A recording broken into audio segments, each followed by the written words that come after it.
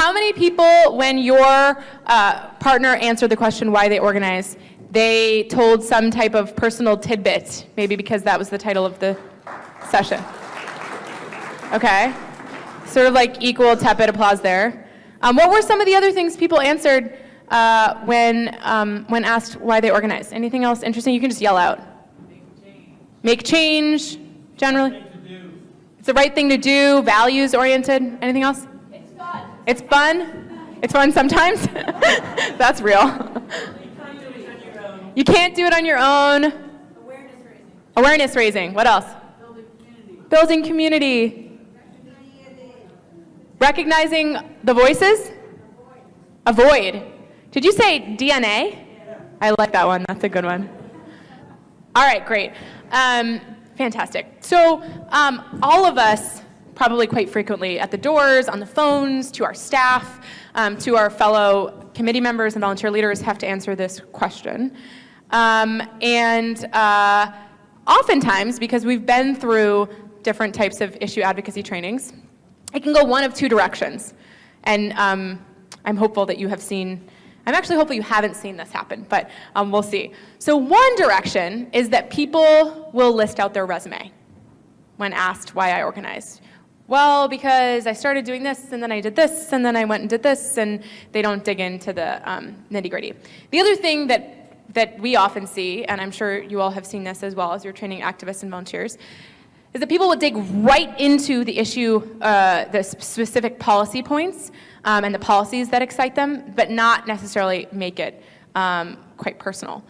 And so we do a tremendous amount of personal story training, and we don't just do it so that people develop one personal story. Like that one story I told at the beginning about how I came to be an organizer.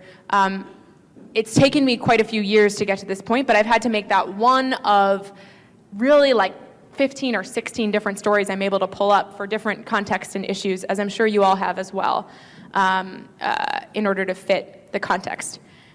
And so you all are probably familiar with a bunch of these different models, but the way that we got to a place where we at OFA train people to tell a litany of different issue-specific personal stories as effective ways to persuade people at the doors, or move them to be a part of their volunteer team, or move them to join their staff. We started off looking at Marshall Ganz, and Marshall Ganz's model of public narrative. How many folks know Marshall Ganz? Yeah, quite a few.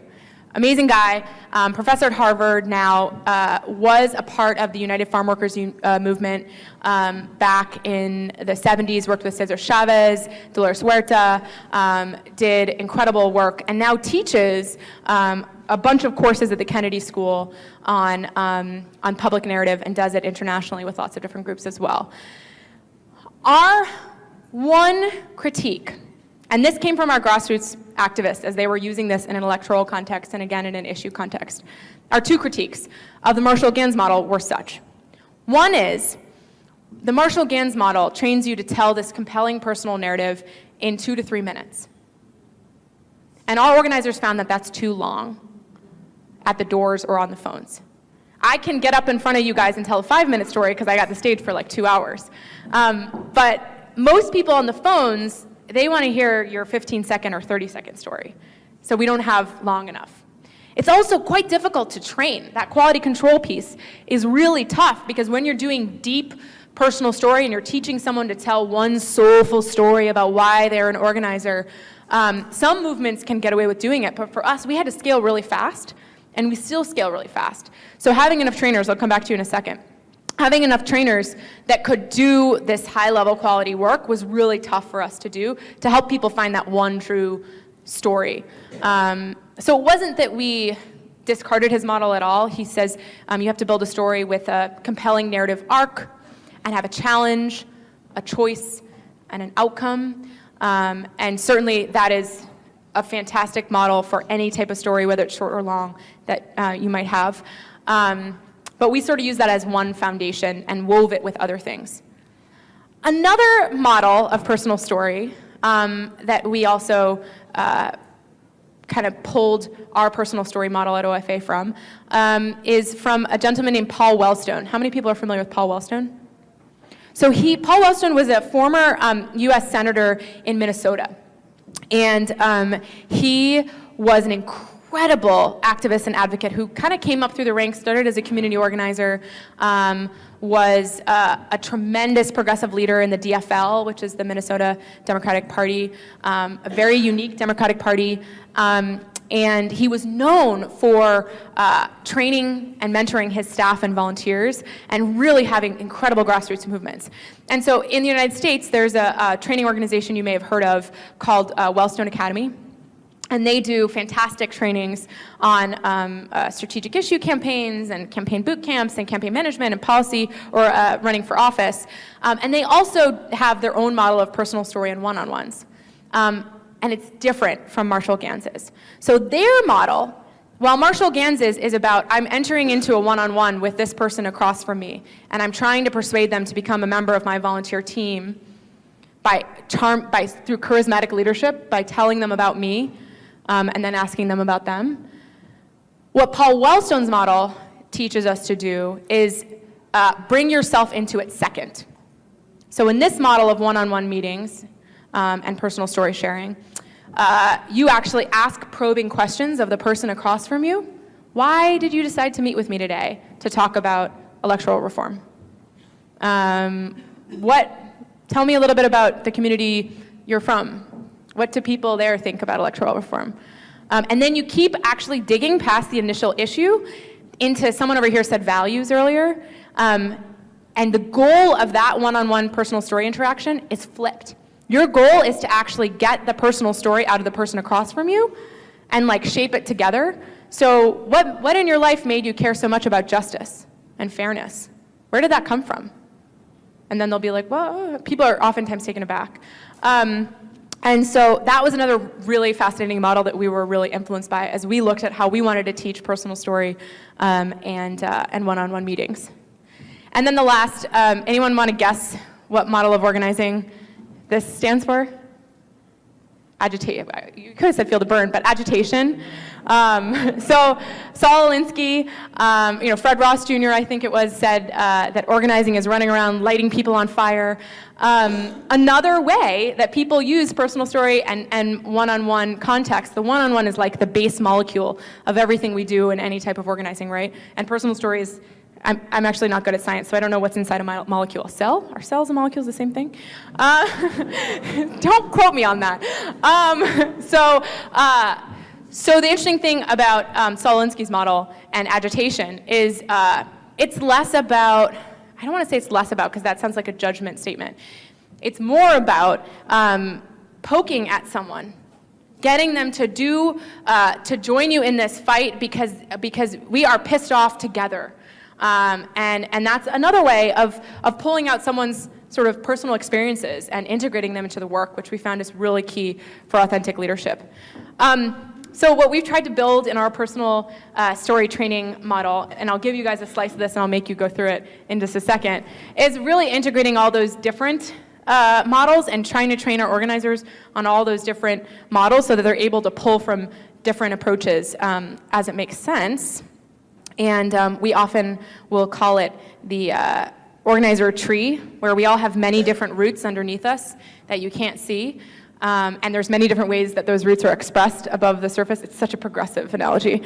So learning your personal story and all the different personal stories for all the different issues helps you express them in all the different ways you'll need to as an activist. So now that you've heard a bit about our model, we are going to immerse you in one tactic that we've used to train people on personal narrative and using story effectively in any type of context. And it's called speed dating. Has anyone here actually speed dated before?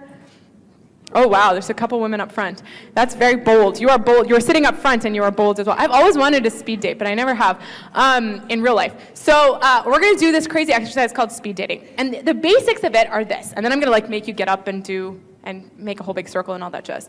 The basics are that you have 30 seconds to a minute, tops, to integrate a personal story into a policy issue that you might need to talk to a voter or a volunteer about in order to move them to action.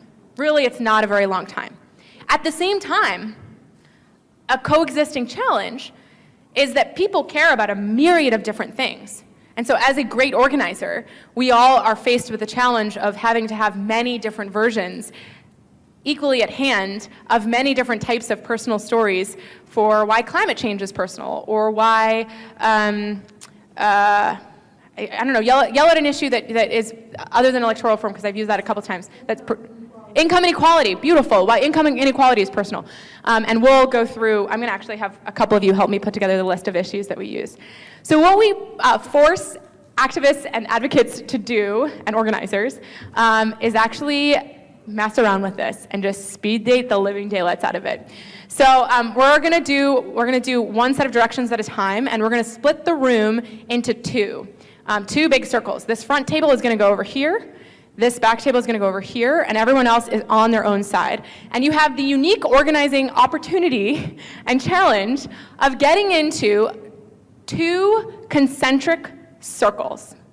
So on this side of the room, it is going to be one massive circle that goes this entire round. And this is going to feel really goofy and weird, so just bear with me because I'll stand on stage awkwardly smiling until it works. So you're going to build two rows. The inner row is facing the outer row, because remember, you're speed dating, so you got to talk to the person across from you. Two concentric circles, and you're going to go all the way around the outside of the tables, and it's going to look a little amoeba-like. And then this side is going to do the exact same thing. And you have 1 minute, 30 seconds to get into those formations. And ready, set, go.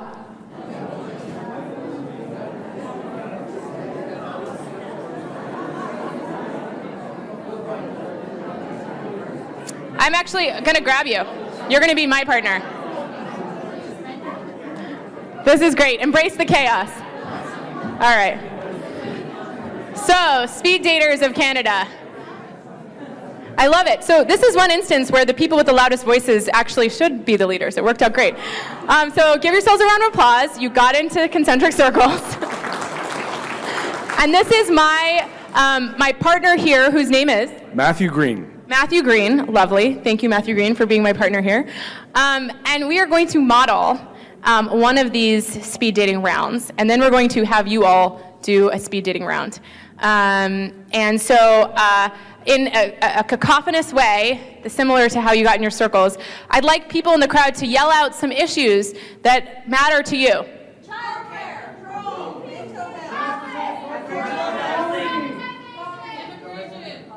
Okay. I heard childcare first, so let's go with childcare. That's great. All right, so we're going to model it, and I'm going to take my little phone here after I enter my unwieldy password, and I'm going to put 1 minute on the clock, and we're going to use childcare. And I am going to attempt, and this is not going to be great, and I'm going to use the United States policy platform instead of yours here. It's not supposed to be great the first time. And I'm going to have my friend Matthew here hold the mic. I'm going to put this down. And you're going to be the timer holder too. So I am going to do a whole thing on childcare, a little personal story tidbit to try to get you. What should the ask be, Matthew? To provide universal child care for $15 a day. But do I want you to be a volunteer? I know, I love that. That sounds really fun. We want that. Do I want you to be a volunteer or to be a voter that's persuaded to support my policy? A volunteer. A volunteer, perfect. Okay, great. Wonderful.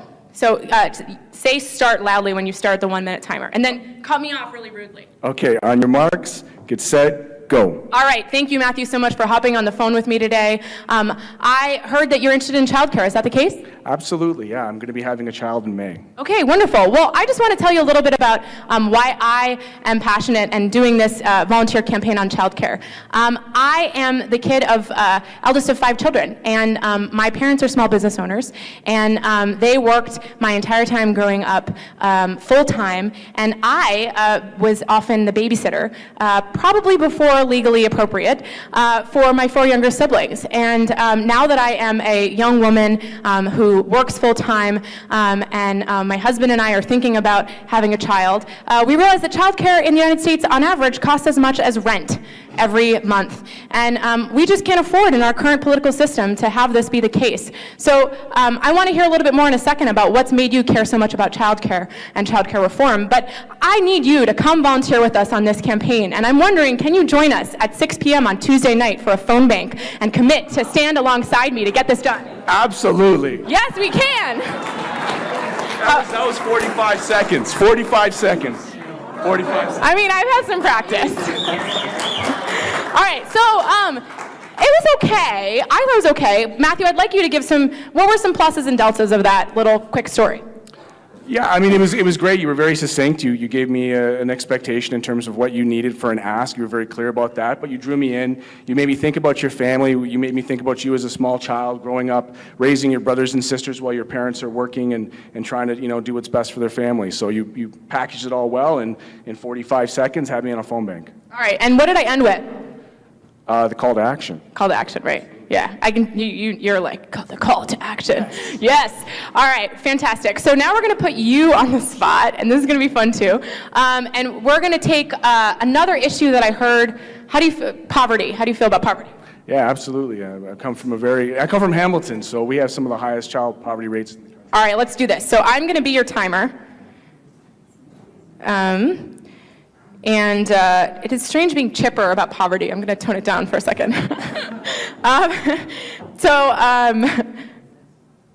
Ready? Oh, you're gonna hold this. Ready? What's the ask? Oh, what's the ask? Sorry. What should the ask be, guys? Money. Living wage? Money. Whoa, money. Okay, cool. I like that. That's bold. Yeah. Money. Sure. All right. Ready? Yes. Set. Go. So I come from Hamilton, and first of all, hi, how are you? I'm Matthew. I'm well. How are you? Thank you. Very well, thank you. Do you have a little bit of time to talk? I do. Yes. Absolutely. Well, listen, I'm calling today from Hamilton, Ontario, and we're striking up a living wage policy. As a small business owner, I understand the value of having my staff be able to participate in their community. How do you feel about a living wage? I don't really know what it is, but good. Well, we understand that there's a lot of people in Hamilton, about 30,000 people working in Hamilton full-time at minimum wage, and at the end of the month, they just don't have enough money to pay their bills, to pay their rent, to put food on the table. So we know that in Hamilton, it's about $14.95 in order to get by. What do you feel about that? That sounds low. It's very low. We have, a lower cost of living in Hamilton, but the point is that we're in a situation where we have about 30,000 people who are working 40 hours a week and they still can't get by, and yet our costs of living are increasing. We have, our wages are staying the same, social assistance is staying the same, ODSP is staying the same, and people just can't get by. And I didn't get to the story. Oh, wah, wah, wah. Oh my God. You stayed on it. All right, but so let's take a second. I know you're beating yourself up, Matthew. I think you should run for office, though. That was great. But you're beating yourself up about the timing part. But let's actually, what are some of the, just yell them out. We're past the raised hand portion. What are some of the things that were great about his story? It was personal. Honest. Nice. It was interactive. He was like, what do you think? And that jarred me. What else? Local. The other thing I noticed, he did a really fantastic job of weaving in some real stats. I was like, oh, this man knows what he is talking about. He just validated himself. And it really only took one or two. So I'm going to ask you to be the one that does your own deltas. What were your own things you could have done better? Oh, I totally could have gotten into stories. I could have talked about, a woman that I know who's making less than minimum wage or making minimum wage, and she's got 5 kids, and she just can't do it at the end of the month. When she's looking for childcare, she just can't make it work. Yep. So they turn to things like payday loans and predatory lenders, and they get caught up in bad situations, a cycle of poverty and a cycle of economic violence. I could have really presented you with more of a personal story so that you understood what the impact was. Yep, that's real. You also, the ask. Yes, I missed the ding ding. It was too quick. I know, it's hard. It's really hard to build it in. What I would say is 2 things in my experience, but you guys will get to build these rules yourselves. One is that compelling story you told about the mother. That's one way to take it. Actually, I was something in my brain changed when you said you were a small business owner.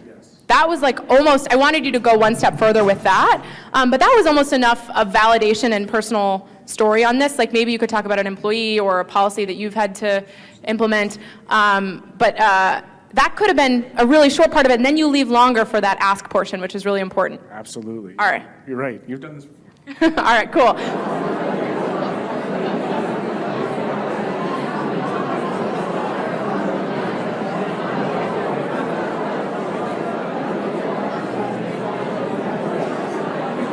I would hope so.